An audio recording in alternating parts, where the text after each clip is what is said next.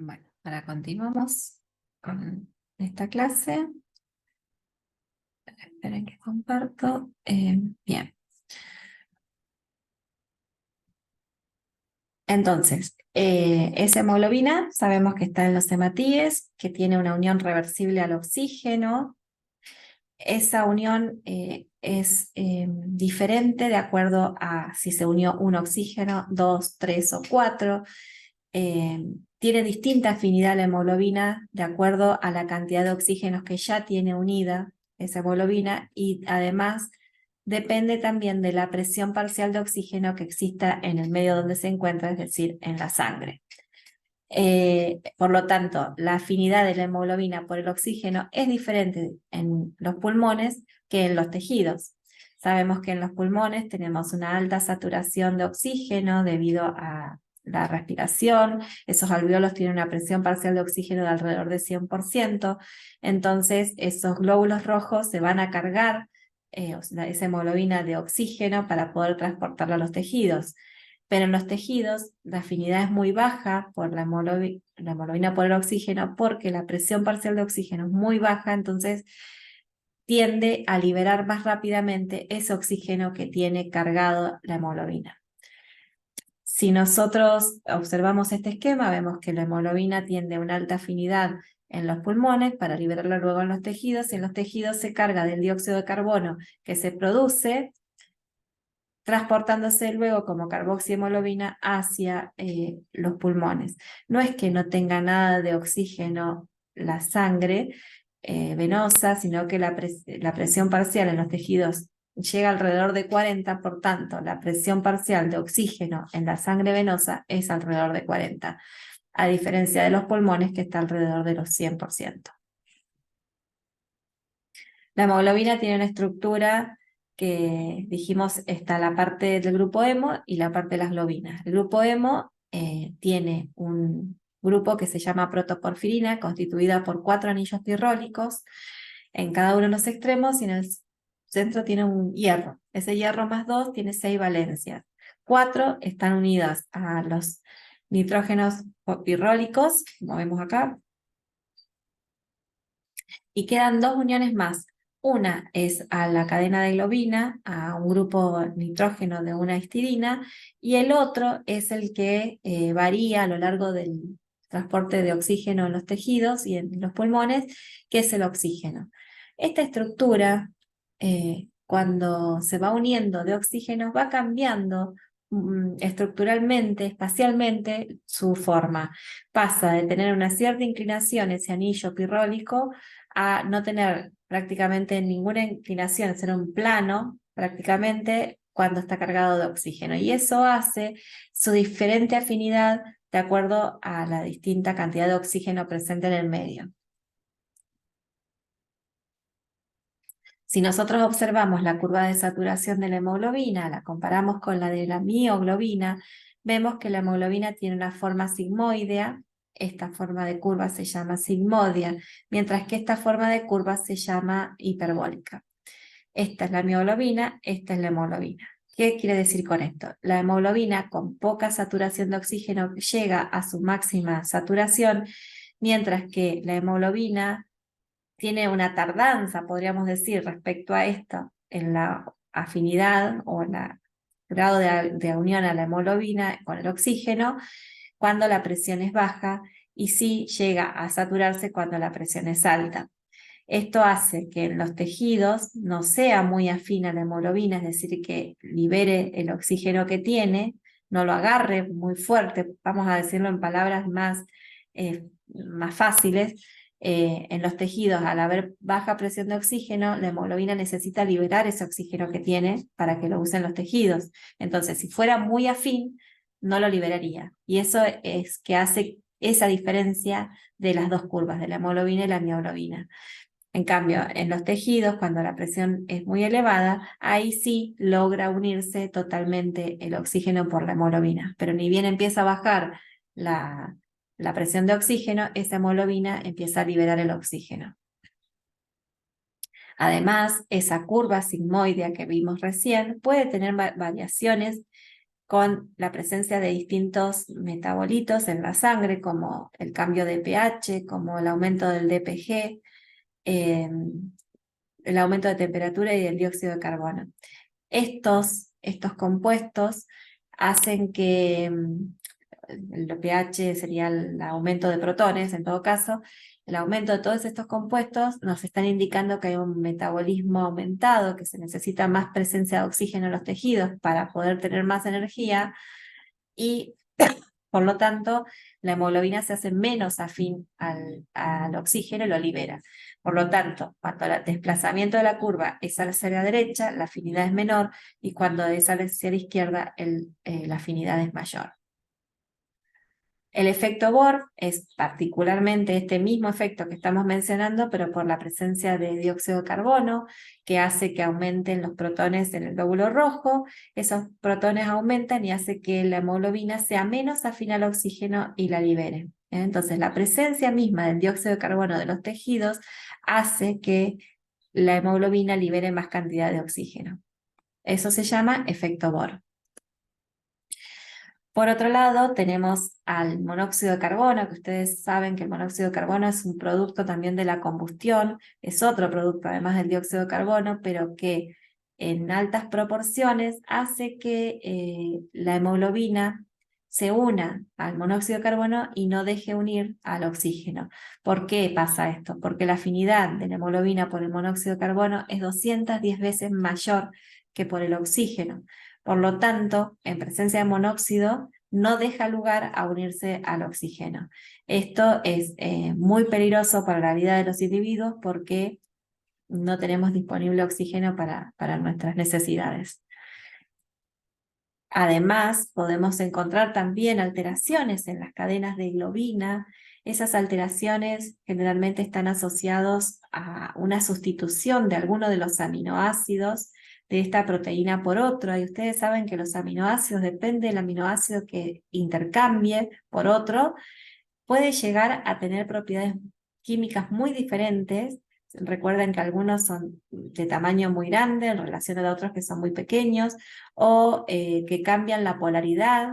Si por ejemplo tenemos un glutámico y es cambiado por otro que tenga una menor polaridad, la estructura misma de toda esa cadena de globina va a cambiar. Y eso hace que se manifieste como hemoglobinas anormales, que finalmente hacen una alteración de los glóbulos rojos que lo transportan. Dentro de las hemoglobinas más comunes están las que afectan a las cadenas beta, como por ejemplo las talasemias beta son las más comunes, y estas alteraciones van a afectar tanto la movilidad del oxígeno como la afinidad, como la estabilidad química de estas hemoglobinas, que suelen ser mucho más inestables, generan eritrocitos que son más inestables, duran menos tiempo, por eso llevan anemias, y por otro lado en la capacidad de mantener el hierro reducido. Las podemos clasificar en cualitativas y cuantitativas. Las cualitativas son las que tienen una alteración funcional de la cadena. Esto pasa, por ejemplo, en la anemia falciforme, donde la hemoglobina, que se llama hemoglobina S, genera eritrocitos con una estructura totalmente anómala, que se llaman drepanocitos o células falciformes, que son tan anómalos que finalmente van a ser recuperadas de esas células por el vaso. Esto genera una hemólisis muy amplia, muy grande, depende de la cantidad de esta hemoglobina que haya en circulación, y que es diagnosticada en el laboratorio. Mientras que las cuantitativas encontramos que hay falta de una o más de las cadenas de globina. Esto ya no estamos hablando de un intercambio de aminoácidos, sino que puede haber alteración en el número de esas cadenas de globina. Y esto es lo que vemos frecuentemente en las talasemias. Talasemias hay una gran variedad, no es objetivo de esta clase diferenciarlas, ustedes pueden llegar a verlo en otra materia como en procesos, pero más que nada voy a la parte de la implicancia que tiene la hemoglobina en estas patologías. Mencionamos recién la hemoglobina S, que es la que genera la anemia falciforme. Esto es típica de ciertos países, sobre todo de raza negra, que la presencia de este tipo de hemoglobina tiene alguna afectación en la infección por el Plasmodium falciparum, que es el responsable del paludismo. Se ha visto que estas personas con este tipo de anemias tienen menor riesgo de contraer esta enfermedad.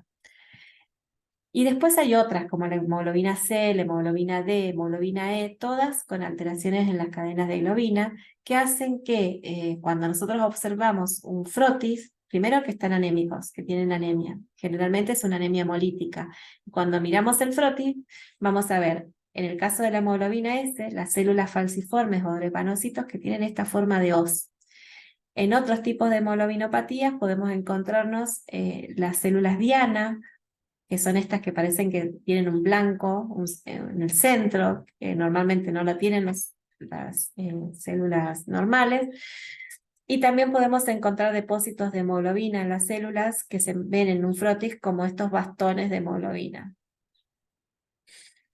¿Cómo se diagnostican? Bueno, tampoco es motivo de análisis esto en nuestra clase, pero sepan que más que nada nosotros queremos correlacionar qué importancia tiene el estudio de las hemoglobinas en el laboratorio.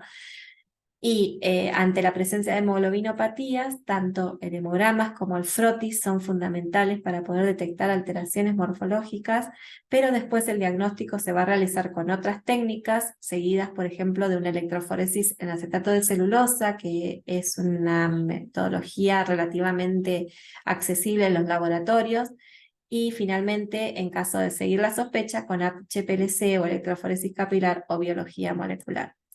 Acá tenemos el esquema esencial para poder hacer un diagnóstico de estas hemoglobinopatías. Primero un hemograma, después una electroforesis a pH alcalino. Esto es electroforesis de hemoglobina. Cuando lo piden de esta manera.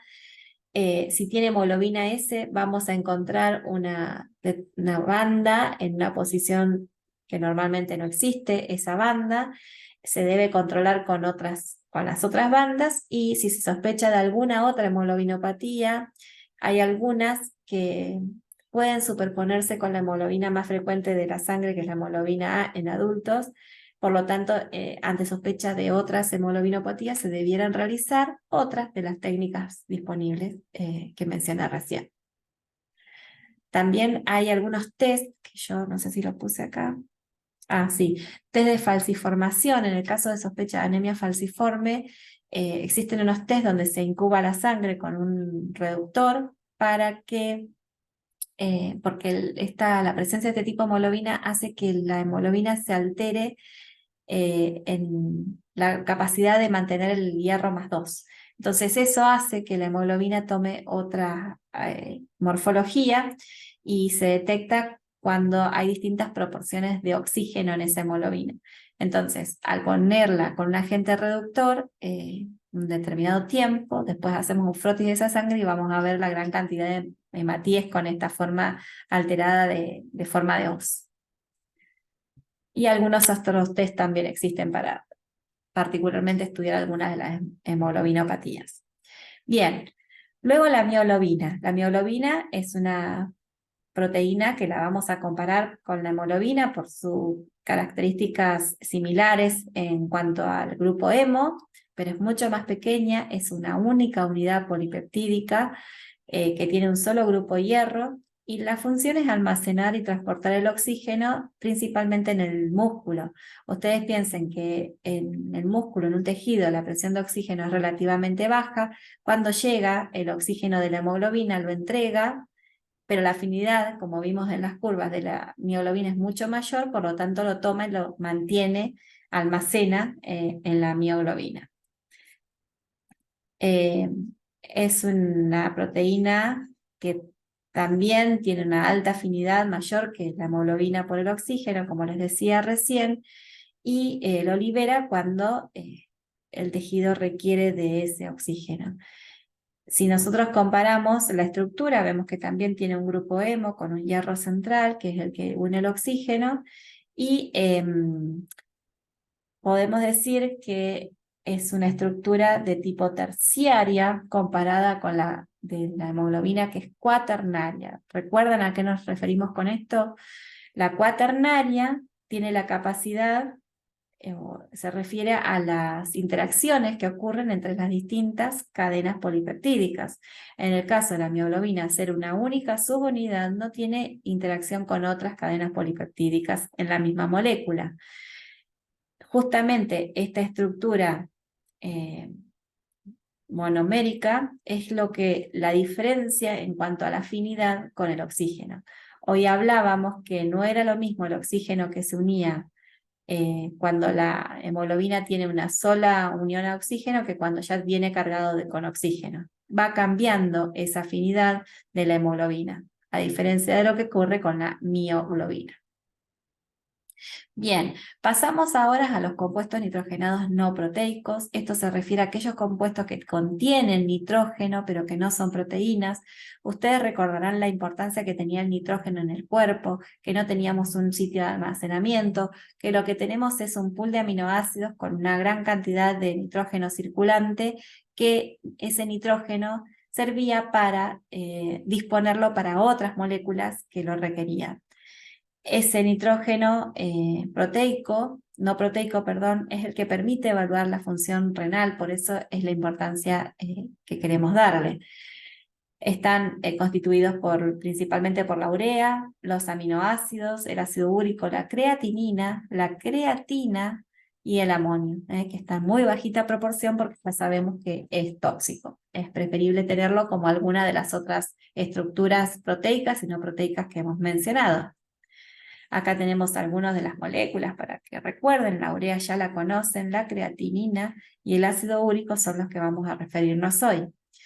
Acá tenemos el cuadro que ya vimos cuando vimos proteínas, que tenemos un pool de aminoácidos que viene de las proteínas de la dieta, las proteínas corporales que están en constante remodelación, pero que también esos aminoácidos tienen nitrógeno que puede ser disponible para formar nucleótidos, las bases nitrogenadas, tanto las pirimidinas como las purinas, eliminarlo como en forma de urea el exceso o formar también creatinina, que es otra de los derivados nitrogenados de nuestro cuerpo. Las purinas son las responsables cuando se degradan de forma ácido úrico, mientras que el nitrógeno derivado de los aminoácidos forma la urea, y la creatinina se encuentra especialmente en el músculo, aunque también su degradación elimina creatinina que se degrada a través de los riñones. Cuando hay un aumento de todos estos compuestos nitrogenados, se genera un término que se llama azoemia. Cuando hablamos de azoemia, hablamos de un aumento de los compuestos nitrogenados. Y esto se debe a distintas causas que las podemos clasificar en origen prerrenal, renal o posrenal. La consecuencia de cualquiera de ellos es que hay un aumento de urea, de creatinina, de ácido úrico, porque hay una sobrecarga de estos compuestos nitrogenados y esa sobrecarga es muy tóxica y empieza a haber alteraciones incluso a nivel neurológico. La creatina es un precursor de la creatinina que se sintetiza en el hígado y en el páncreas a partir de 3 aminoácidos y que se encuentra, difunde a través del tejido, del torrente sanguíneo a los tejidos, especialmente los músculos y el cerebro. A través de conversiones enzimáticas, se convierte en lo que se llama la fosfocreatina, que es un compuesto energético que yo en algún momento se los comenté cuando vimos los compuestos energéticos como el ATP, que existían otros en los tejidos que entregaban el ATP muy rápidamente, pero que estaban en muy bajita concentración, pero que da respuesta rápida a una necesidad de energía, como es el fosfato de creatina.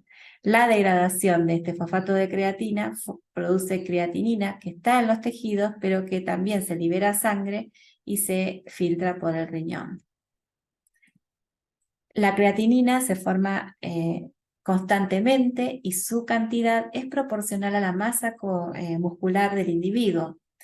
Aproximadamente un 2% de esa cantidad de creatina es lo que se libera al torrente sanguíneo en forma constante. Entonces, nosotros tenemos una fuente constante de creatinina que si todo el metabolismo anda bien, si el riñón anda bien, lo que vamos a observar es que normalmente tenemos niveles en un rango determinado de creatinina. Además, una cierta proporción de lo que se excreta se reabsorbe. Y tenemos que tener en cuenta que al ser una molécula que se produce constantemente, que se filtra por riñón y que se reabsorbe muy poquita cantidad, nos sirve como un marcador de la función renal. Porque cuando hay un aumento de creatinina nos puede estar indicando una alteración en la función renal. Y se mide tanto en orina como en plasma.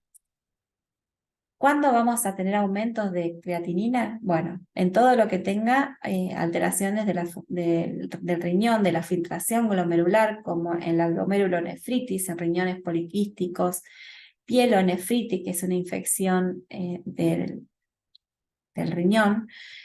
Eh, Puede haber también causas prerrenales como vómitos, como diarrea, o también por aumento de la masa muscular. Dijimos que es proporcional a la cantidad de masa magra de músculo que contiene el individuo. Los valores de referencia, por lo tanto, van a variar según el sexo y la edad. Obviamente, en mujeres, al tener menor masa muscular que el hombre, los niveles son más bajos. Los chiquitos tienen menor masa muscular, así que también es menor el rango. Y también varían con el método utilizado. Además, al haber por ejemplo, después de un ejercicio intenso, al haber mayor degradación de tejido muscular, podemos encontrar niveles aumentados, que no tienen que ver con una alteración en la función renal. No siempre una creatinina aumentada nos va a hablar de una función renal alterada. Y disminuido, también podemos pensar en todos aquellos casos donde vamos a tener una masa muscular baja, como la distrofia muscular, miastenia gravis, en el propio envejecimiento, en la anorexia o en los casos de hospitalización prolongada. La urea es el otro componente que ya conocemos, que viene de la degradación de los aminoácidos, que también se filtra por riñón, que es una molécula pequeña y que puede pasar libremente las membranas y que se reabsorbe pasivamente también a través de los túbulos. La principal vía de eliminación es los riñones, pero también se pueden eliminar a través del tracto intestinal y de la sudoración. ¿Qué factores afectan la concentración? Bueno, en principio, la cantidad de proteínas que se están catabolizando, como viene el metabolismo de las proteínas, cuanto más metabolismo va a haber, mayores los niveles de urea, de la concentración de proteínas de la dieta, porque si consumo mucha cantidad de proteínas, voy a tener que eliminar muchas de esas proteínas porque no las voy a poder utilizar, del estado de hidratación corporal y del funcionamiento hepático. Acá tenemos una tabla con valores aumentados de la urea. La urea se correlaciona con el BUN. El BUN es el nitrógeno ureico y la urea pensemos que tiene 2 nitrógenos por BUN. Es una cuentita matemática que acá la tienen. El BUN es urea sobre 2,14.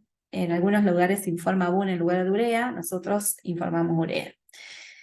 Entonces, esa urea puede estar aumentada en forma prerrenal por un aumento de la ingesta, por deshidratación o por disminución de la perfunción renal, es decir, que haya alguna alteración en la cantidad de la volemia, como en hemorragias, en fallo cardíaco, o por drogas. En este caso, la relación del BUN con la creatinina va a estar aumentada, es decir, va a haber mayor aumento de la urea que de la creatinina. Después tenemos el incremento renal, donde la relación urea-creatinina va a ser normal. ¿Por qué? Porque aumentan los dos, tanto la urea como la creatinina, en forma paralela. Entonces la correlación, la división de uno por el otro nos sigue dando normal, o puede haber pequeñas variaciones en enfermedades propiamente del riñón, glomerulares, tubulares, fallo renal agudo crónico, etc. Y posrenal es todo aquello que pasa por fuera cuando ya se filtró esa urea, en el caso de la nefrolitiasis o tumores genitourinarios, o en el caso de diarreas o vómitos, que yo lo pondría más bien en prerrenal, donde también tenemos aumentada la urea respecto de la creatinina. Y disminuido lo vamos a ver cuando hay una baja ingesta de proteínas o una enfermedad hepática grave, que es donde se produce la urea, como recordarán. Si no hay posibilidad de formar urea, entonces se acumulan otros compuestos nitrogenados y la relación de urea-creatinina va a estar disminuida. Bien, el ácido úrico es un producto de la degradación de las purinas, de estas bases nitrogenadas. Puede venir de exógeno, de alimentos vegetales y de origen animal, y endógeno por justamente la degradación de los ácidos nucleicos. Podemos encontrar ácido úrico en algunos trastornos genéticos, como en la enfermedad de Lesch-Nyhan, que no es común realmente, pero sí en el exceso de producción debido a un aumento del catabolismo en pacientes deshidratados, cuando hay hemoconcentración, eh, alteraciones reumatológicas como la artritis gotosa, donde hay un aumento de la producción de ácido úrico y formación de cristales que se depositan en las articulaciones y genera dolor muy intenso. También se pueden producir cristales a nivel de los túbulos renales, generando litiasis en las vías urinarias, que también es muy doloroso. Y si ese depósito es muy grande en los tejidos glomerulares, se produce lo que se llama nefropatía úrica. Acá tenemos la gota, donde ciertas articulaciones se ven más afectadas, como en las de las extremidades, en los dedos del pie. Se deposita una gran cantidad de tejido de estos cristales, y eso genera una gran inflamación con depósito de células, de distintos componentes inflamatorios que generan toda esa inflamación y dolor en la artritis gotosa. Los cristales tienen esta forma. Y los cristales de ácido úrico o de urato en una orina, nosotros los podemos ver muy fácilmente. Estos son los que se llaman uratos amorfos. Si nosotros hacemos la centrifugación de la orina y vemos el pellet de esa orina, lo que nos encontramos es una cantidad generalmente muy alta, una base muy alta de estos cristales de color rosa, los podemos ver. Estos se encuentran en una orina ácida, en orinas alcalinas se llaman fosfatos, este tipo de depósitos. Y también vemos los cristales de ácido úrico típicos que tienen esta forma hexagonal y que además pueden generar como rosetas de cristales, como pueden ver en esta imagen. Estos se pueden ver muy fácilmente al microscopio en una orina. Y esta es un poco la implicancia que nosotros tenemos en el laboratorio, tanto en la medición de ácido úrico, como de urea, como de creatinina, para la detección de estos trastornos y para el seguimiento de algunas patologías renales también. Bueno, con esto terminamos la clase.